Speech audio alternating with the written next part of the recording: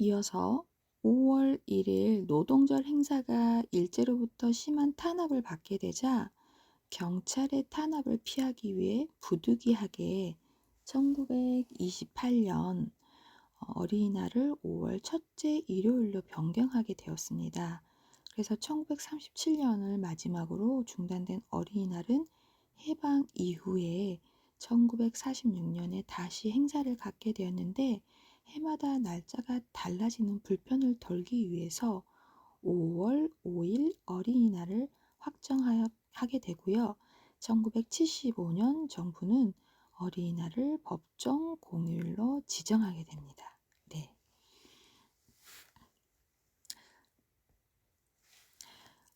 어린이 공약에 대한 부분으로 권리 공약이라는 게 3개의 장으로 낭독이 되는데요. 1923년 어린이날에는 어린이 권리 공약이라는 3개의 장이 낭독이 되었는데, 이는 우리나라 최초의 아동 권리 선언이라고 볼 수 있습니다. 우리나라 최초라는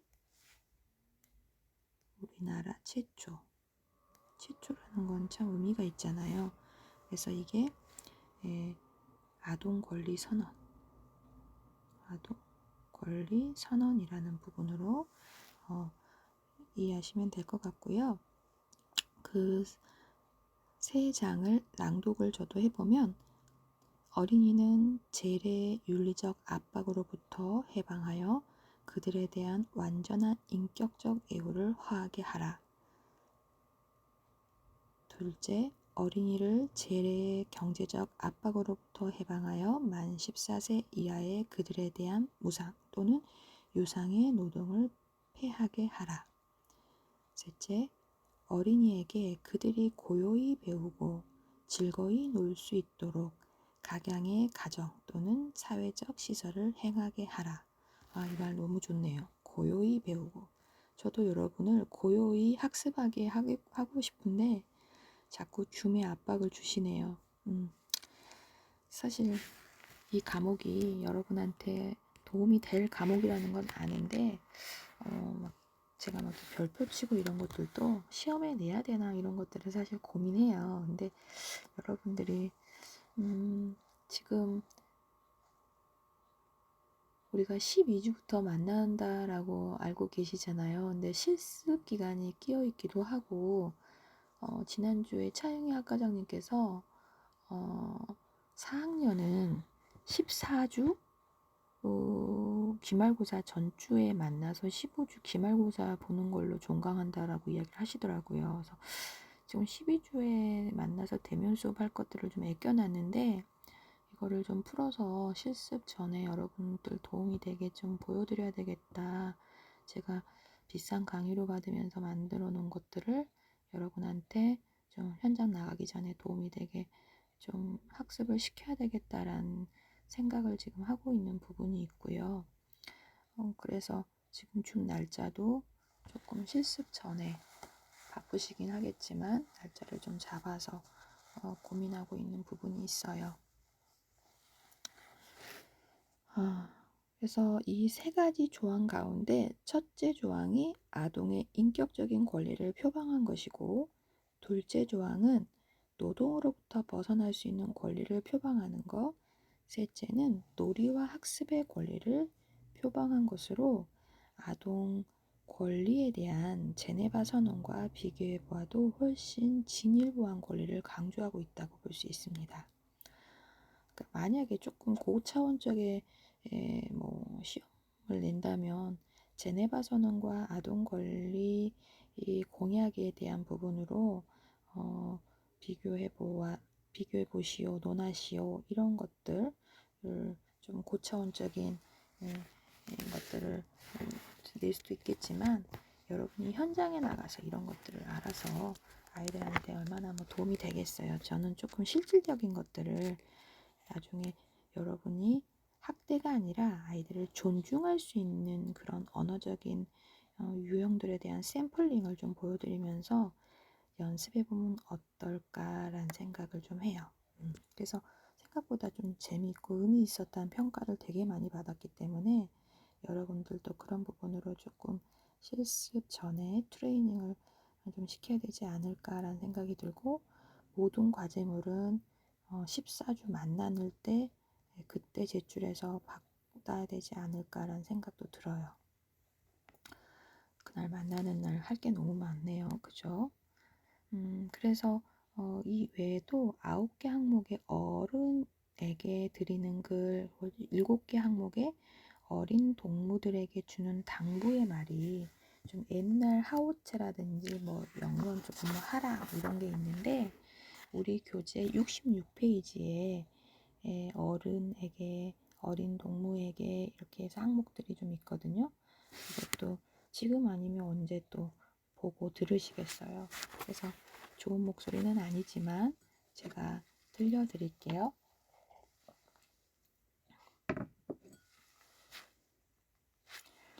어른에게, 어린이를 내려다보지 마시오. 치어다 보아주시오. 어린이를 가까이 하시어 자주 이야기하여 주시오. 어린이에게 경어를 쓰되 늘 보드랍게 하여 주시오. 이발이나 목욕, 의복 같은 것을 때맞춰 하도록 하시오. 잠자는 것과 운동하는 것을 충분히 하게 하여 주시오. 산보와 원족 같은 것을 가끔 시켜주시오. 어린이를 책망하실 때는 쉽게 성만 내지 마시고 자세 타일러 주시오. 어린이들이 서로 모여 즐겁게 놀만한 놀이터와 기계 같은 것을 지어 주시오. 대우주의 내신경의 말초는 늙은이에게 있지 아니하고 젊은이에게 있지 아니하고 오직 어린이에게만 있는 것을 늘 생각해 주시오.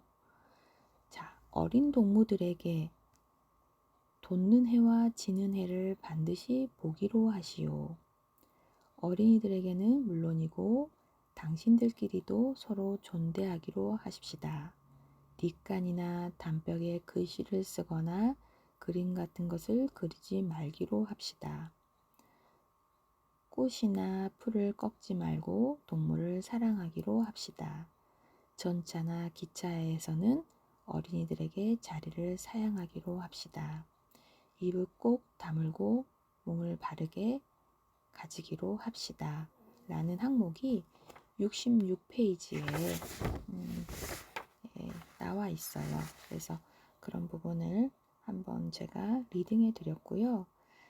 세 번째로 대한민국 어린이 헌장의 제정과 그 개정에 대한 파트로 사회운동 차원에서 만들어진 어린이날은 1957년 5월 5일 대한민국 어린이 헌장 제정을 계기로 국가적인 차원의 공식적인 행사로 발전을 하게 됩니다. 보건사회부는 한국동화작가협회에 초안을 의뢰하여 7명의 기초위원들이 초안을 작성하고 심의를 거쳐 1957년 33회 어린이날을 맞아 9개 항으로 구성된 대한민국 어린이 헌장을 공포하게 됩니다. 이런 법률적인 효력은 없다 하더라도 어린이 육성의 기본 정신을 밝히고 어린이의 천부적인 인권을 존중하기 위한 지침을 제시해 주게 됩니다. 1988년에 보건복지부는 제6회 어린이날을 기해서 민주사회의 시민으로서 어린이상을 구체적으로 표현한다는 취지 아래 이전의 내용에서 피상적 부분을 전면 개정하여 전문가 11개 항으로 구성된 대한민국 어린이 헌장을 공포하게 됩니다. 이 어린이 헌장의 내용은 아동이 차별받지 않고 존엄한 인간으로서의 권리를 보장받으면서 건강하게 성장해 나가는 데 필요한 여러 가지 요건을 명시하고 있습니다. 그래서 이러한 어린이 헌장의 내용은 바로 1923년에 아동 권리에 대한 제네바 선언과 1959년에 유엔 아동 권리 선언의 내용을 계승함과 동시에 유니세프가 공고하고 있는 생존권, 보호권, 발달권, 참여권의 보장에 대한 규정도 일맥상통하는 것이라고 볼 수 있습니다. 여러분이 아동 권리와 복지라는 과목에 그 권리에 대한 부분이 우리가 이제 권리라는 말을 굉장히 많이 듣게 되는데요. 이 권리에 대한 네 가지 이 보장에 대한 것들이 이거예요. 핵심, 생존, 보호, 발달, 참여. 이 네 가지를 이거는 정말 핵심이에요. 그래서 여러분이 이 생존과 지금 사실 우리나라가 지금 나름 K 방역 또 K 문화 방송 미디어 이런 것들로 인해서 되게 여러 가지 글로벌해진 부분도 있고 우리나라가 선진국 대열에 들어간 건 맞는 것 같아요.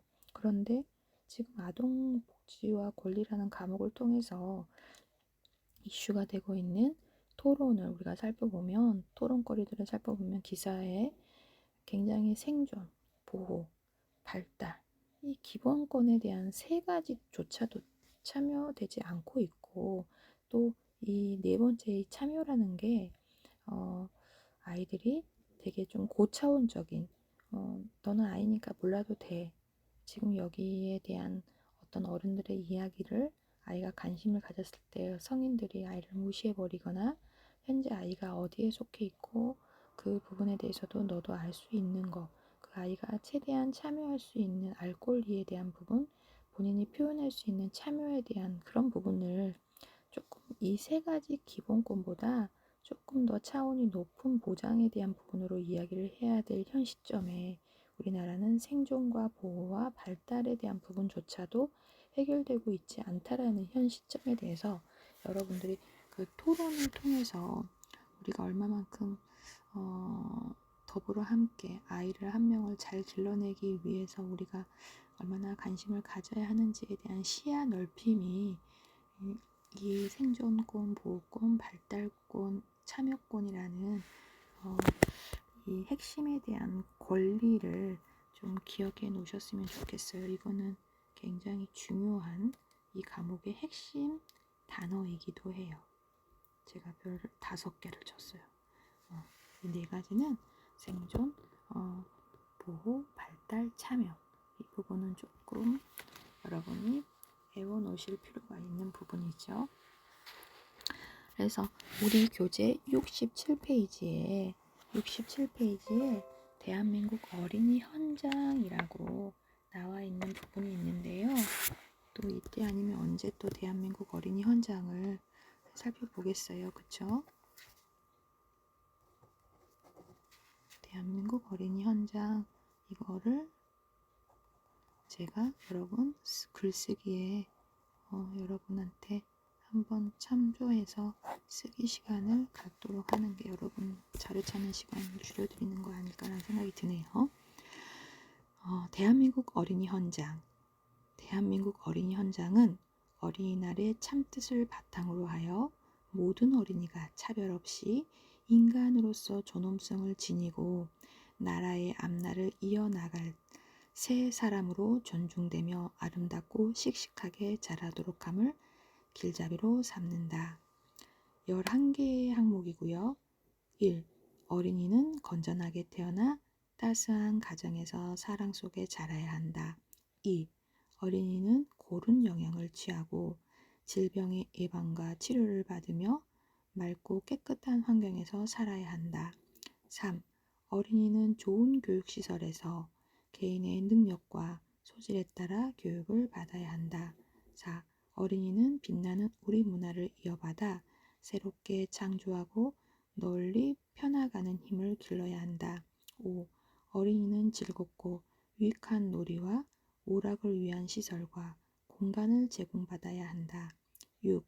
어린이는 예의와 질서를 지키며 한겨레로서 서로 돕고 스스로를 이기며 책임을 다하는 민주시민으로서 자라야 한다.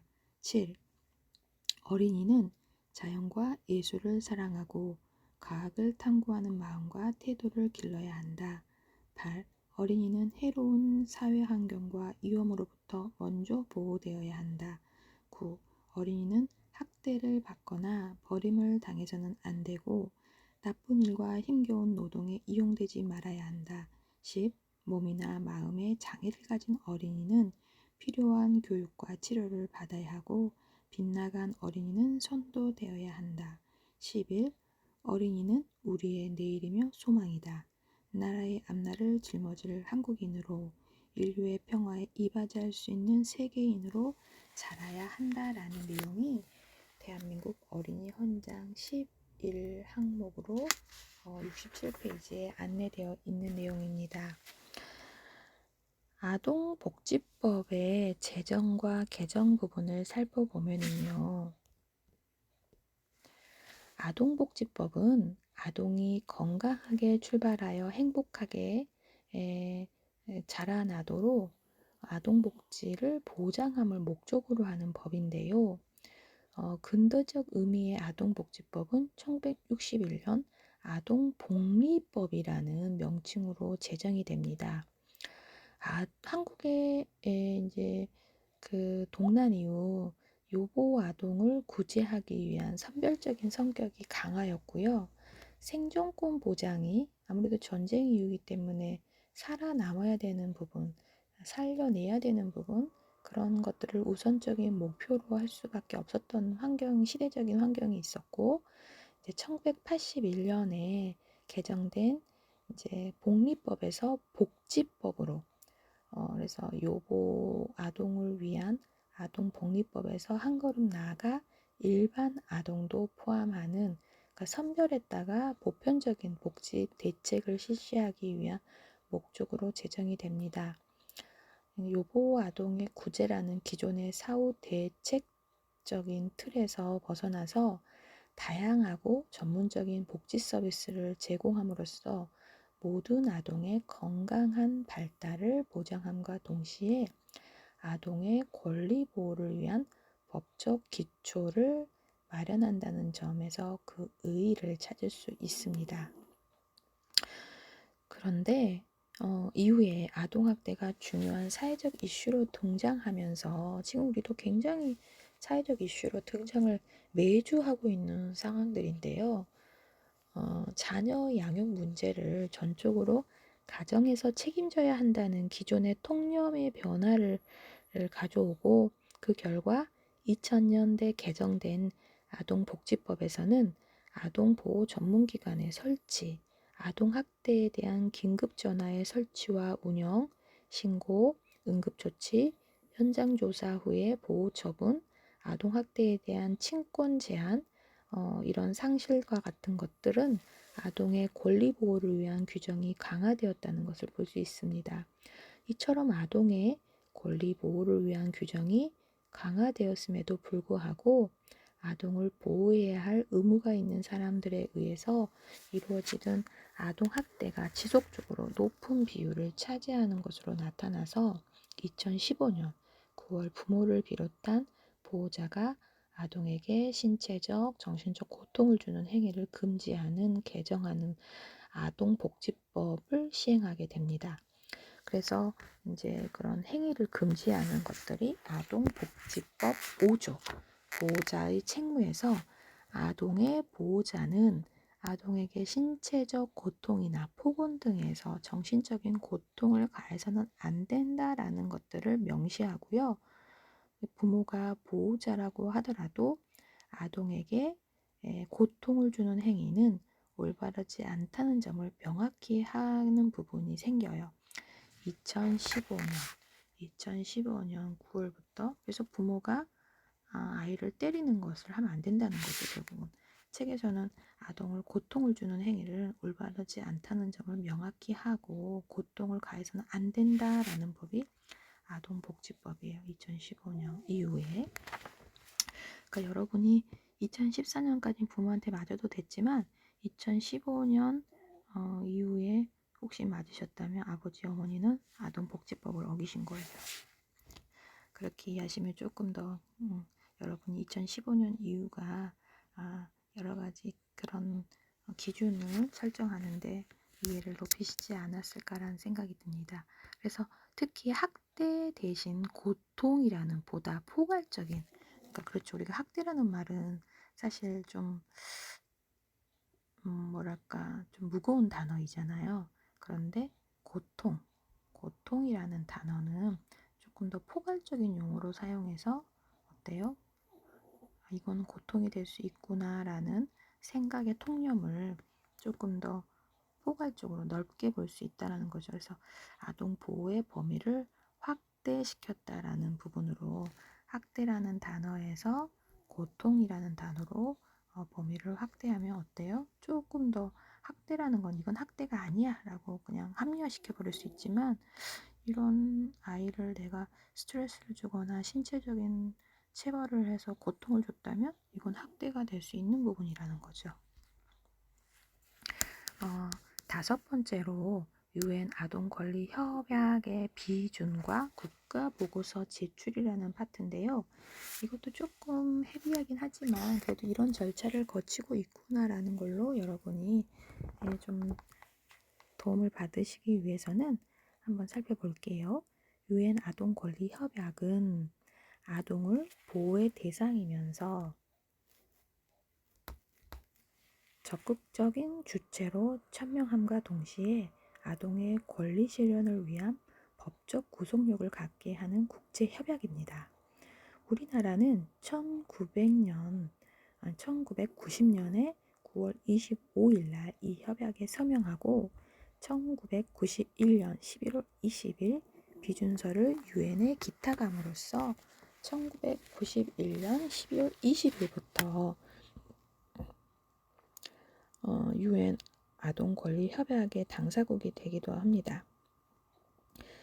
우리 정부가 국내법과 충돌되는 아동의 부모 면접 교섭권, 입양 허가 이런 것들, 그다음에 아동의 상속권 보장 이런 3개의 조항을 유보한 채 이 협약에 비준을 하였다고 합니다.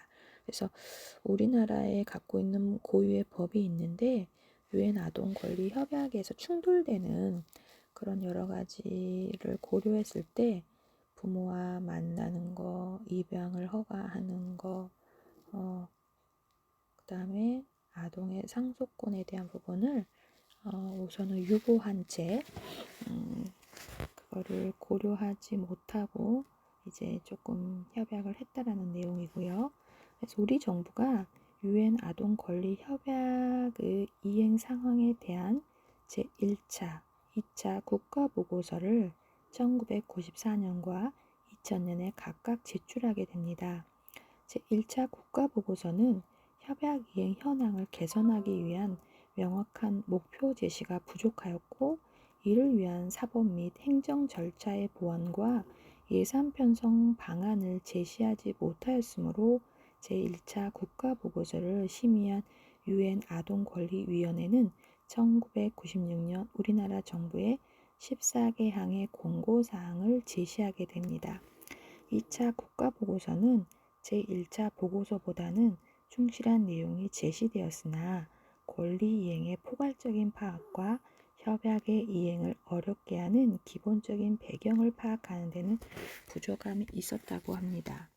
따라서 2차 보고서를 심의한 유엔 아동권리위원회는 2003년 한국 정부에 대해 공고사항을 10개의 장으로 구분하여 제시하고 그 이행 상황에 관한 제3차, 4차 통합 국가보고서를 2008년 유엔 아동권리위원회에 제출하도록 하였다고 합니다.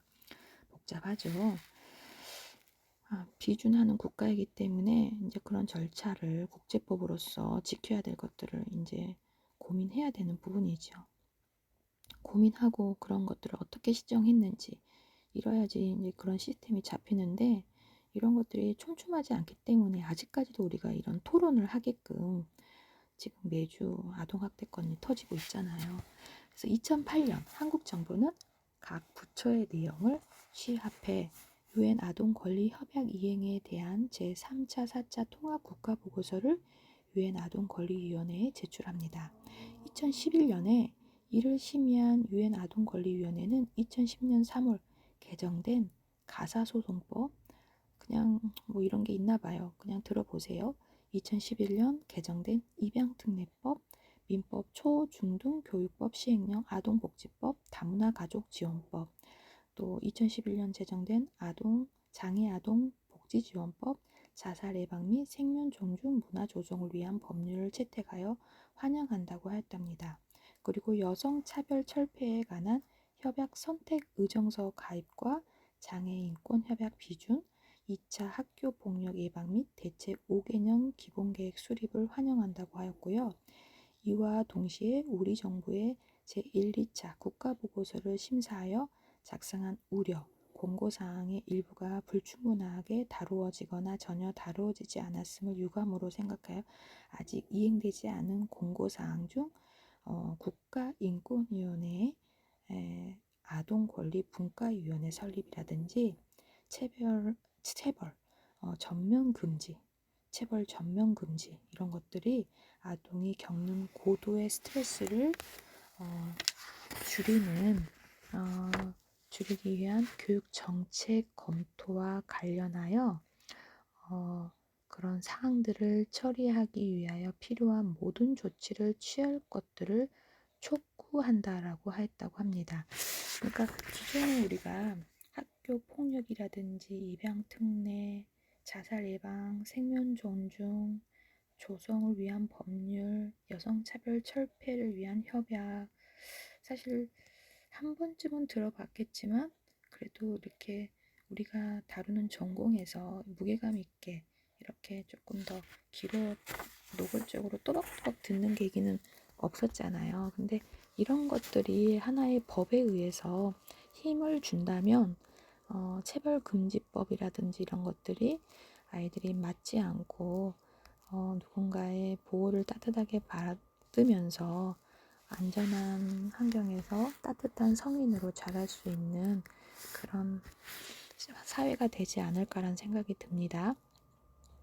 그래서 최종 견해 이행에 관한 제5차, 6차 통합 국가보고서를 2017년 6월 19일에 제출해서 대한민국에 요청을 하게 되고요. 이에 따라서 정부는 3, 4차 국가보고서 공고사항을 2012년부터 2017년, 그러니까 5년 사이의 그런 내용들을 아동 청소년 정책 추진성과 그다음에 인권 진전 상황 이런 것들을 5차, 6차 통합 국가보고서를 2017년 12월에 유엔 아동권리위원회에 제출을 하게 됩니다. 그러니까 2012년부터 17년까지 살아냈던 5년간의 아동 청소년에 관련된 여러 가지 정책들 그리고 어떻게 추진했고 그런 아이들의 인권과 그런 어떤 것들이 진전되어 있는지를 5차와 6차 통합 국가 보고서라는 것을 통해서 유엔 권리위원회에 제출을 했다라는 내용들을 설명드리고 있고요. 유엔 아동권리위원회는 5차, 6차 국가보고서의 심의를 통해서 2012년 난민법 제정, 좀 우리하고 거리가 먼 것 같지만 난민에 대한 부분도 제가 이것도 조금 재미난 그림들이 있어요. 그래서 그거를 여러분한테 좀 보여드리면서 좀 자세히 설명하는 시간을 또 가질 겁니다. 아동학대 체벌에 대한 제정, 학대 방지 예산의 확대, 입양 허가제 도입에 따른 관련 유보 조항을 철회하고 아동 수당을 도입하고 아동 정책 영향 평가 체계를 수립하고 그래서 아이를 낳으시게 되면 그 바우처로 인해서 수당을 주잖아요. 그러니까 이런 것들이 2018년에 도입을 했다는 게 좀 많이 늦어진 부분이 있지만 시작을 하고 있다는 게 어딥니까? 그렇죠? 아동 성범죄 처벌 강화, 남성 육아휴직, 한부모 가정 지원 학대 등에 대한 우리나라 정부의 정책적 노력을 긍정적으로 평가했고요. 그렇지만 아동 관련 예산의 증액이라든지 차별금지법의 제정, 아동 자살 원인 제거를 위한 노력을 강화하고 차별의 명시적 금지, 교육 시스템의 경쟁을 완화하고 14세 미만의 유지 같은 미성년자 형사처벌에 대한 부분, 가습기 살균제 피해자를 위한 충분한 구제, 배상, 보편적 아동 등록제의 도입, 베이비박스 금지, 그 대안으로서 익명출산제의 검토, 성매매 연관 아동에 대한 보호 처분 폐지, 피해자 대우, 아동의 이민자 수용소 구금 금지. 근데 지금 그 트럼프 트럼프가 되게 사회적인 국제적인 이슈가 됐던 게 난민 수용을 하면서 부모와 함께 있어야 할 아이들을 구분해 가지고 수용소에 구금했던 내용들이 되게 트럼프가 국제사회에 비난을 받았던 내용이기도 한데요. 그래서 이런 체중 견해에 대한 우리나라 후속 조치들은 7차 국가보고서인 2024년 12월까지 유엔 아동권리위원회에 제출하도록 해야 되는 부분이라서 우리나라는 5차, 6차 보고서를 썼고 7차 국가보고서는 2024년까지 제출해야 된다는 걸로 이해하시면 될 것 같습니다.